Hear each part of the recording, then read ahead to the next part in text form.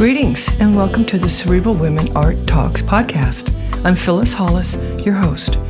As an extension of my Instagram page, Cerebral Women, this podcast offers insights into the visual art world. I interview artists, mainly artists of color and female artists, who will freely articulate what inspires their creativity. In addition, you'll hear interesting perspectives from dedicated art professionals who work with artists and the art institutions that feature them. I'm confident that collectively, these individuals will indeed stimulate your mind as they do our eyes. Please know these interviews are conducted in my Manhattan apartment, so please forgive the background sounds of city life. Welcome to the Cerebral Women Art Talks podcast. This episode features artist José Parlá. Born to Cuban parents in Miami, Florida, he now lives and works in Brooklyn, New York. At age 16, he received a full scholarship to study painting at Savannah College of Art and Design, SCAD, in Savannah, Georgia. He also attended the New World School of the Arts in Miami, Florida, and the Miami Dade College. He creates paintings and multidisciplinary works based on his interest in hybrid forms of abstraction. He draws inspiration from various mediums including music, calligraphy, dance, and the decay of urban architecture and advertisements. José's works poetically challenge ideas about language, politics, identity, and how we define places and spaces. His relationship with mark making is physical and textural, incorporating the body's gestures into a painterly stream of consciousness composed of areas of addition, erasure, and layering that challenges the status quo of visual culture. His solo exhibitions have been organized at institutions such as the Bronx Museum in New York, Ghana Art Center in Seoul, South Korea, Istanbul 74, the Hong Kong Contemporary Art Foundation, the Neuberger Museum of Art in New York, and SCAD, amongst others. José's public art projects include permanent large-scale commissions, including Far Rockaway Writers Library, a collaboration with Savannah in New York, University, Texas, Austin, the One World Trade Center in New York, amongst others. Select group exhibitions and biennials include The Culture, Hip-Hop and Contemporary Art in the 21st Century at the Baltimore Museum of Art, Brooklyn Abstraction, 4 Artists, 4 Walls at the Brooklyn Museum, Reflections, Ghana Art, and Seoul, South Korea, to name a few. His work is in several public collections, including the Brooklyn Museum, the British Museum in London, Perez Art Museum, Miami, the Gordon Parks Foundation, Pleasantville, New York, the Neuberger Museum of Art, the National Museum of Fine Arts in Havana, amongst others. In 2023 and 2024, he received numerous awards, including the Scholastic Art and Writing Awards, Alumni Achievement Award, the Gordon Parks Foundation Fellowship, the Hirshhorn Museum Artists and Artist Honoree, Hank Willis Thomas and José Parlá, the National Young Arts Foundation Award, and the Americans for the Arts National Art Award, amongst many others. Please visit cerebralwomen.com for his expanded bio and enjoy this episode featuring José Parlá. José, welcome to my podcast. Let's dive in with, when did you discover your artistic passion? You know, as far as I could remember, I was always into drawing more than playing with toys. I was always up to something creative. The earliest drawings that I can remember that were very creative was of mazes. I would love to draw mazes, and that it was usually based on me and my brother getting through a maze, through all these like kind of games that were happening in the maze. And just to give you a little context, my original creativity was all in Spanish because I learned Spanish as my first language. So now those early days was another Jose, a Jose that even now when I speak Spanish, I tap into a different psychology, different body movement, different inner culture. And so now speaking to you in English, I'm translating some of those thoughts from Spanish to English. But I remember being really into drawing from the age of 4 or 5 years old. And when I was 10 years old, I confessed to my parents that I really wanted to be a painter. And they were really thrilled about it. They were into the idea. Describe your art when you were young. Well, when I was really young, as I mentioned, I was really into drawing and doing these mazes and landscapes and figurines. And I was in Puerto Rico from the age of 1 to about the age of 10. And the age of 10, my family relocates to Miami, where I was born. But to give you a context of my early art, I first have to talk about that migration period.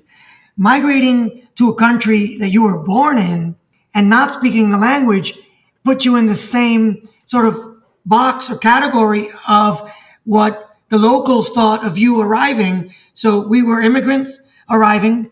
There were also a lot of derogatory words that were used for people like me because we were arriving in Miami in 1983 at the same time that you had millions of people arriving from all over Latin America, Cuba, Nicaragua, Venezuela, Panama, Haiti, the Dominican Republic, Jamaica. And the locals were not so thrilled about it, and, we were trying to understand the United States and trying to learn English. We didn't feel so welcomed, but we did make friends from the other different communities that were also migrating. And that was where we found warmth.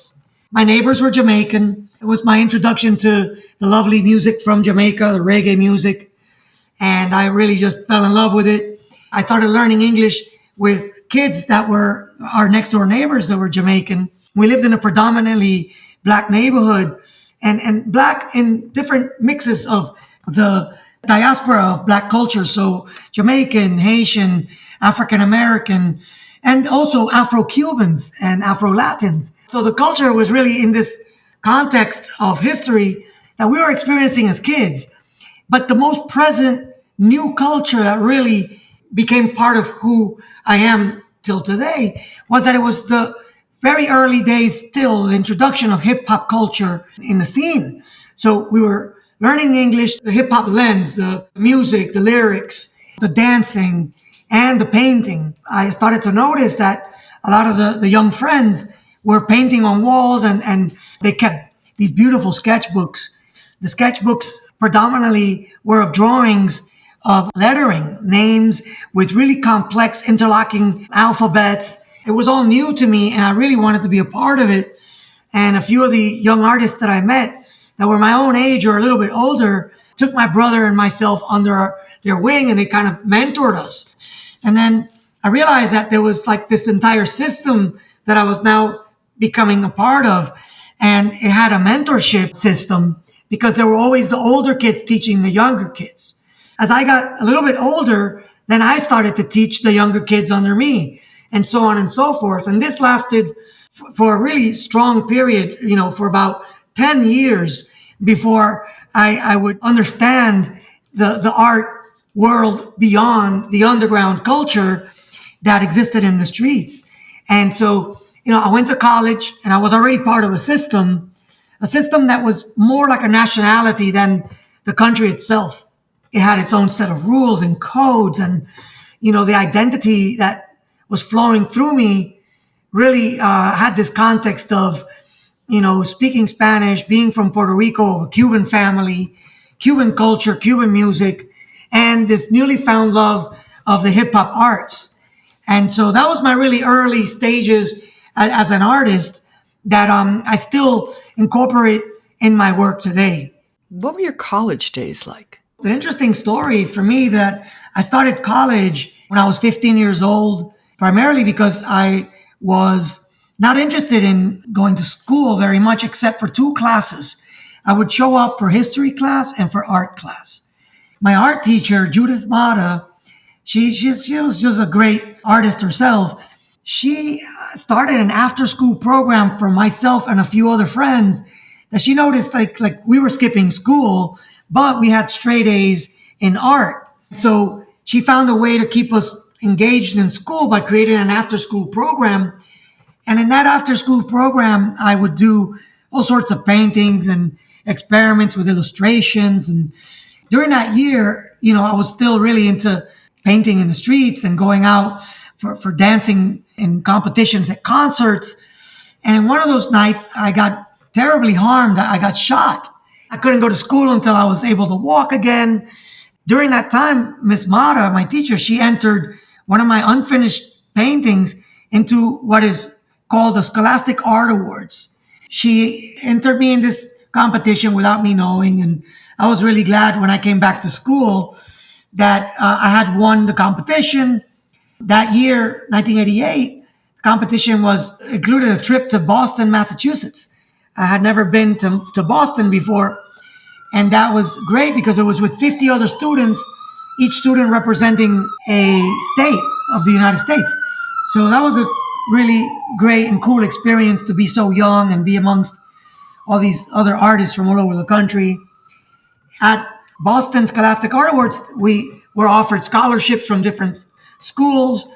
So I entered the Scholastic program and got a scholarship from the Savannah College of Art and Design in Savannah, Georgia. I started really early. So I was the youngest kid in the school. That kind of protected me in a way because a lot of the older students kind of took care of me and looked out. They probably saw me as like, oh, this guy is really young. I did really have the interest of incorporating and studying the arts, but through the lens of what I had already experienced through all the years of dedication to the underground culture. At first, the school wasn't really into it. They said that it didn't belong in the school, that I had my foundations to do. So I did all the foundation. I had a lot of fun also in school because I met students from all over the world that were studying there. There was an artist from Tanzania and from Japan, and it was pretty international, even for the late 80s. The hip hop culture still was pretty strong.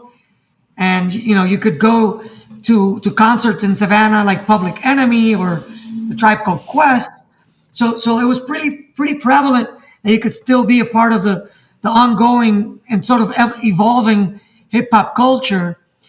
And so my college days really was still both experimental and avant-garde in terms of learning about all types of art that I didn't have access to, but also being proud to continue with my own investigations of how to fit in where sometimes I was told that the art that came from the streets wasn't acceptable.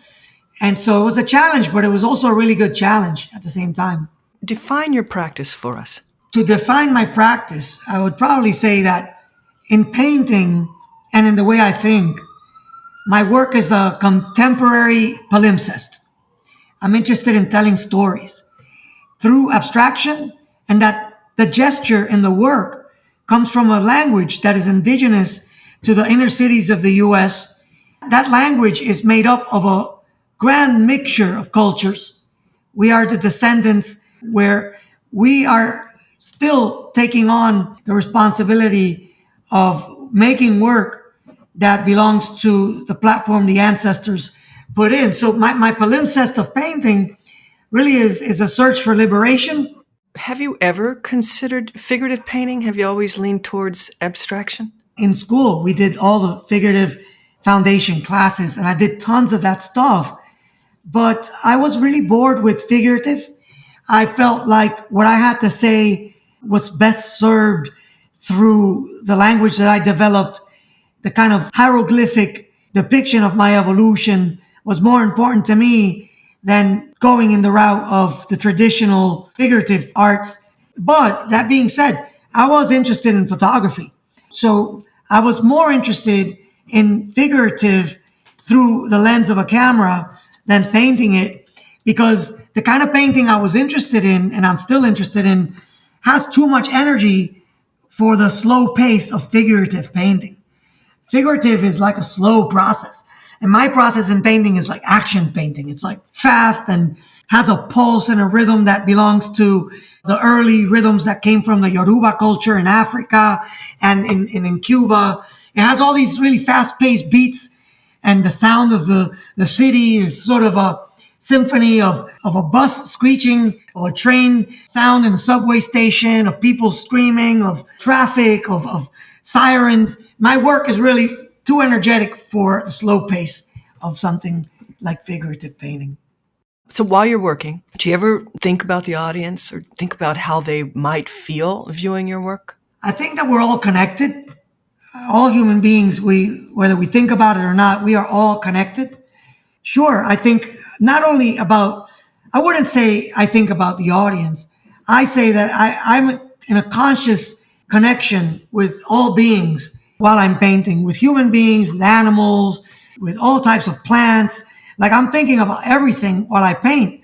And that's why I think my work is so layered. It's like, maybe it comes from having like attention deficit disorder, where I'm thinking about a lot of things all the time, and I'm very hyper aware of my surroundings and of everything that's going on. And so while I'm painting, I'm taking into consideration that everything's vibrating, everything's alive, everything's moving. And so it's not an audience. It's much more than an audience. It's more like just everything is vibrating, and everything is alive, and everything is everything. Everything's combined, and everything belongs together. There's nothing that separates. I don't want anything to be separated or divisive in any way. When do you know a work is finished? You know, it's like something that happens in the studio that is kind of a magical moment. You know, the paintings talk to me. They talk to me with visual notes, things that only I could see, the colors, the lines, the gestures. When I turn around and see a painting, I can automatically go to it because it told me what it needs. And over a period of looking and intensely seeing and analyzing, when it no longer calls me and I give it some time and it still hasn't called me, over a period of weeks, sometimes months, then I know it's finished. But it's not like automatically finished just because I decided that's it, I'm done. I really think about it and inspect it and wait for signals for a really long time. The works take months to make. How has your technique developed or changed over the years?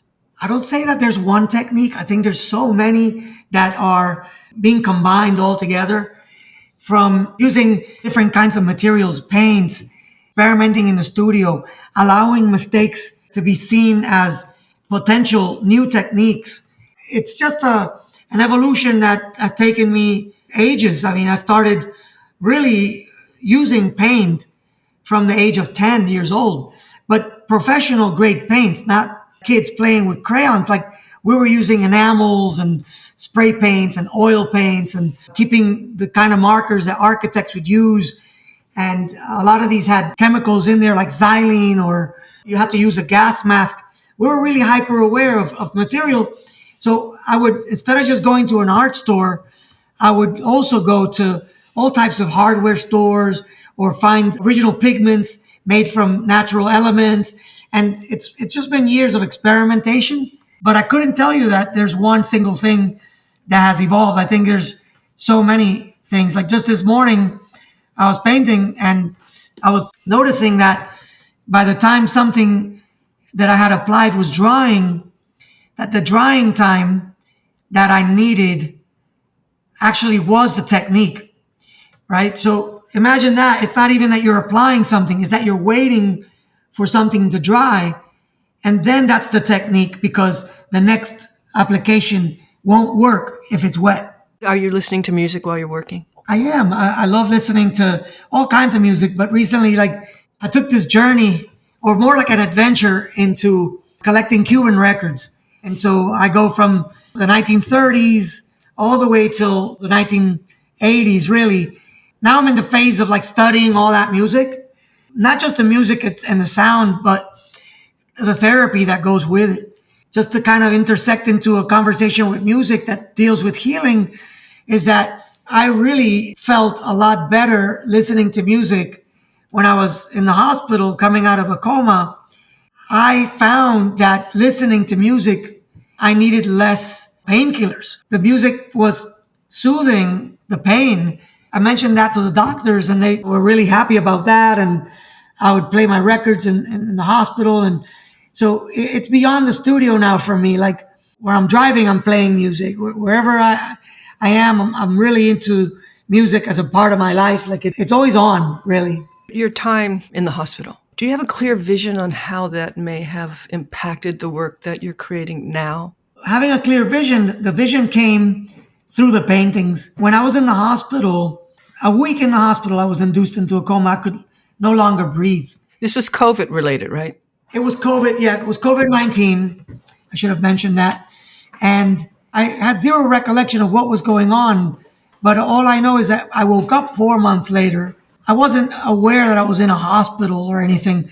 It was just like a real difficult time trying to understand where I was, because I was convinced that I was inside of an airplane. I was trying to talk with the doctors and the nurses, thinking that it's the pilot and the air attendants, the stewardesses, because I was convinced we just landed at JFK Airport from a really long series of travels.